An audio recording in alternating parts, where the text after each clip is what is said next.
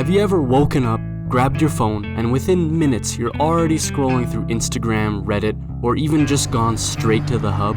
Before you've even stood up, your energy is gone. Your day is basically over before it even starts. I thought I was gonna wake up and be productive, but instead I was still in bed, drained, unmotivated, and disappointed in myself. But after playing Dark Souls 3, I realized something about my position in life, and it helped me break away from those lustful habits. Lust is energy, and if you know how to control it, you become a different beast.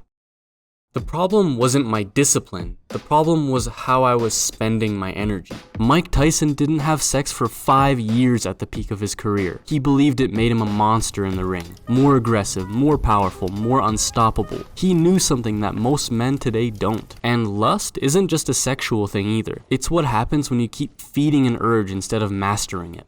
And Dark Souls shows us exactly where that path leads. Imagine two men are gonna have a fight. They're identical in every way, they're clones of each other. But imagine that before their fight, one of the men had a big meal, like ate a lot of food, and also had sex and was like satiated already. And then imagine that the other guy that's gonna be in the fight, he's starving. He hasn't eaten any food, and he hasn't had any sex. He's on edge right now. Who do you think out of these two guys would be the winner of the fight? I would say that the one who is hungry and has a lot of pent-up aggression and hasn't gotten the achievement yet, the satisfaction of what he wants to gain yet. I think he would win versus the guy who already has the win. He is already satiated, he's already satisfied, he's already full. That guy who's already eaten and had sex, he's already in a state of pleasure, where the guy who hasn't had sex or hasn't eaten yet, the pleasure hasn't come for him yet. All that's inside of him is anticipation. I think this mirrors something that we see in Dark Souls. Aldrich began as a cleric, a holy man, but somewhere in his life, he developed a taste for actually eating people. He ate so many that he bloated like a drowned pig and then softened into sludge. And instead of stopping him, the world rewarded him. He became so powerful through devouring people that it gave him god-level status. His cult-like followers fed him sacrifices, they built him a cathedral, they even made him a Lord of Cinder. Not for virtue, but for might. And the more Aldrich consumed, the less human he became, until all that was left was his hunger for eating more and more people. Many people would still oppose the ways of Aldrich. He knew there would be people who didn't approve of a cannibal, but he had no worries, because Aldrich would simply devour those who opposed him, even the gods. His Cinders of a Lord say Aldrich became a lord by devouring men, but was disillusioned with his throne, and so took to devouring gods instead. So we have this person like Aldrich, right? Who was basically enabled to grow bigger because whenever he wanted something, he got it. And so what might have just started as like a small little urge was allowed to turn into something unforgivable, eating people and becoming this big, gross monster, all because he was allowed to keep asking for more, and he kept getting more. He represents the man in the imaginary scenario I gave you, the man who had a lot of sex and food before his fight. Now I want you to imagine someone who does the opposite, a warrior kind of person who works toward an actual goal, not just motivated by more consumption. A person who might even starve themselves or set aside basic human needs like eating or drinking, because they're so hyper fixated on their goal, so nothing else really matters. Think of Mike Tyson, who abstained from sex in order to accumulate his energy to become the best. Muhammad Ali did the same. Nikola Tesla, one of the greatest inventors of all time, never pursued relationships or marriage. He believed his creative energy was too valuable to be wasted elsewhere. Leonardo da Vinci, known for his incredible work across multiple fields, practiced extreme discipline, keeping himself from overindulgence and pleasure so he could focus on his genius. I'm not saying you need to isolate yourself or avoid relationships. I'm saying that these people understood that desire is fuel.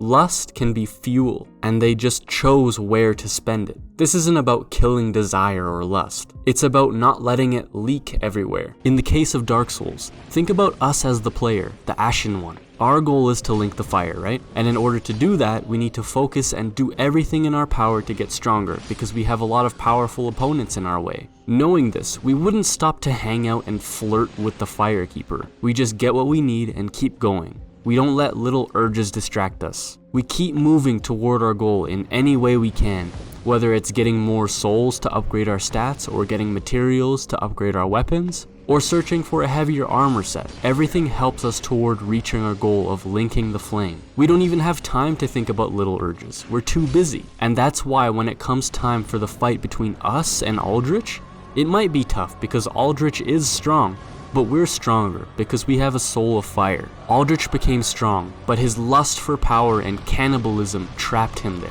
He stopped becoming any more. His growing strength suddenly halted, and now he's been stuck at the same power level for a while, not making any progress anymore, only decaying if anything. We, on the other hand, will just use the souls we get from killing Aldrich to upgrade our character more. We got bigger fish to fry. And once I saw that pattern in Aldrich, I realized that it was the same pattern controlling me in real life, keeping me stuck in my bed in the morning, always regretting first thing in the morning because I always do the same thing, always reach for my phone, always end up doing that straight away. But now I know the pattern, and I'm gonna tell you. Because Aldrich isn't just a boss in a game. He's a pattern, and most people are living in that pattern without even realizing it. Most men don't control their lust, they're controlled by it. Not just sexually, but mentally. They wake up, check their phone, scroll, dopamine, scroll, porn, social media, junk food, endless distraction. And at the end of the day, they feel tired, unmotivated, and empty. Not because they worked hard, but because they leaked all their energy. That's like Aldrich, feeding every urge, getting stronger in the wrong way, consistently building the wrong habits, never actually becoming anything. But here's the part most people get wrong. Lust is not your enemy. It's one of the most powerful forces you have. That restless feeling in your chest, that urge to chase, to conquer, to create, that's fuel. And the problem isn't having it. The problem is spending it unconsciously. Aldrich didn't end up the way he did because he desired. He ended up the way he did because he never chose with intention when he's gonna consume, when he's not gonna consume. He just did it automatically always. It's his default. It was just his automatic response to keep consuming. Keep eating more people, keep getting more powerful. And he thought that, because eating people got me this powerful, so surely eating more people will get me more powerful, right? But at a certain point, he began to stagnate. And the more that you feed your desire, like the way that Aldrich did, the less hunger that you have left in your actual life. Every time you open your phone, something is designed to steal your attention. Dopamine, distraction, endless stimulation. A man who chases pleasure becomes a consumer. That's why the strongest men don't erase desire, they just aim it. Throughout history, high performers understood this, sometimes on an extreme level.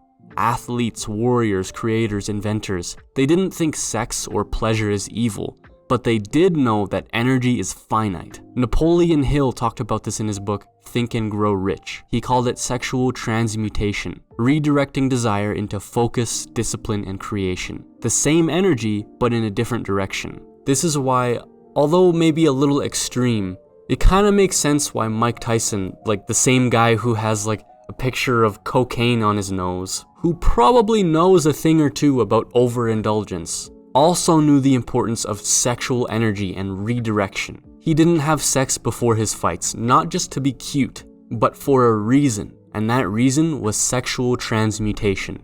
Using that same energy that you get from your urges, feeling it inside of you and breathing it deep into your balls and then using it to add power to your punches.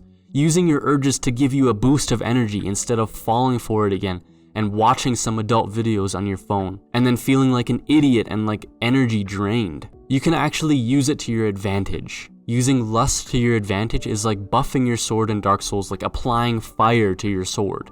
It can be helpful. Now we can actually start to be practical and use lust to our advantage so that we can become unstoppable. You don't need to become a monk. You don't need to isolate yourself. You don't need to be a weirdo. You need intentionality. You don't have to quit pleasure forever, but you do have to stop indulging in it by default. The problem isn't enjoyment, it's automatic reaction. When you're bored and you don't know what else to do, your first instinct is to indulge in thoughts and start getting urges. But before you give in to an urge or even just start thinking about an urge, ask yourself, am I choosing this or am I just reacting? If it's a reaction, then pause. That pause is power. It's the moment where you stop being controlled and start deciding for yourself. That energy doesn't disappear when you pause though, it builds, and you need somewhere for it to go.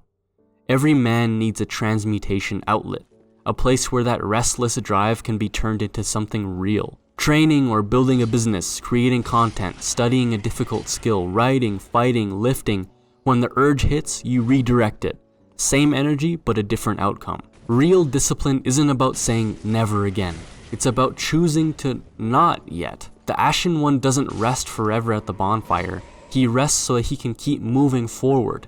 Pleasure becomes something you earn, not something you lean on. It stops being a crutch and starts becoming a reward. Instead of trying to control everything at once, focus on one thing that actually matters. One mission. Ask yourself what you're really trying to build right now, and then align your energy toward that. If something drains your energy without moving you closer to that goal, that's like Aldrich behavior. That's consumption without becoming. When the urge hits, don't argue with it. Breathe deep, name it, and immediately redirect it into action. Push-ups, writing, anything. You're not fighting lust, you're steering it. Redirect it. Aldrich automatically kept consuming, not by choice, but just because that's what felt good. The path of least resistance for him. But the Ashen One chose discipline and endurance. Did what was right instead of what was easy and felt good. One stopped becoming, the other kept going. Lust isn't something to fear, it's a weapon. And if you don't use it properly, it will maybe end up using you. Lust is energy, and you either spend it on consumption like Aldrich, or you convert it into progress like the Ashen One. The difference between people who make progress and people who decay isn't talent, it's self-mastery. Now that you know more about lust and urges, and you saw examples of people who can control their urges and can restrain themselves intentionally versus people who can't and who just do it automatically because they don't know anything else, and they don't even choose to do that themselves, it's just done for them because it's easy, the path of least resistance. You've seen examples of people both in real life and in Dark Souls. Just knowing more about it is setting you on the right path. Honestly, I'm not expecting this video to be the epiphany, wow, now I'll finally stop doing the bad habit, which I already knew was bad. But I just hope that this video puts things into perspective for you. That, at least am I choosing what I'm doing right now? Am I choosing to actually act on this urge? Or is it just my default reaction? That's what I want you to take away from this video. Are you choosing something for yourself? Is it made with intention, the decision? Or is it just by default? Do you just do your urges, just follow through with your urges because you're bored?